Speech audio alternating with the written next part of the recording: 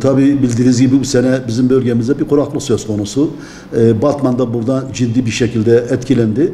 Özellikle Batman'ın bazı bölgelerinde kuraklık ciddi anlamda kendisini hissettirdi. Genelde baktığımız zaman yer yer, belki bazı yerlerde iyidir ama genelde baktığımız zaman %50'nin üzerinde Batman'da kuraklık söz konusu. Beşiri tarafı bize göre daha iyidir. Kozluk tarafı da bize göre daha iyidir ama Batman özellikle ve bu ova, Batman ova dediğimiz yerde kuraklık ciddi anlamda resmi olarak sanıyorum 35-40 civarında ama bizim tespitlerimize göre ortalamaya baktığımız zaman %50'nin üzerinde bir kuraklık söz konusu. Tabii 1 milyon dönüme yakın bizde ekilip biçilen arazilerimiz var. 600 bin dönümü çiftçi kayıt sistemine kayıtlı olan resmi çiftçimiz.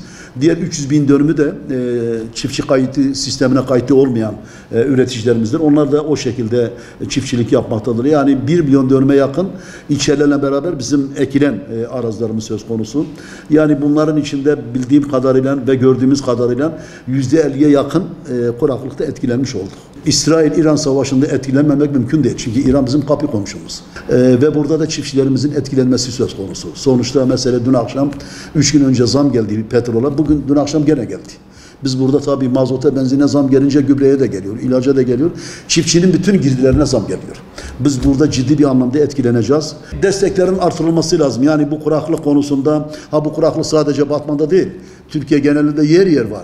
Yani bu kuraklık konusunda çiftçiliğimizi sürdürebilmemiz için bu kuraklıkta etkilenen çiftçilerimize özellikle çiftçi tarlaya girmeden önce maddi yardımda, katkıda bulunması şarttır.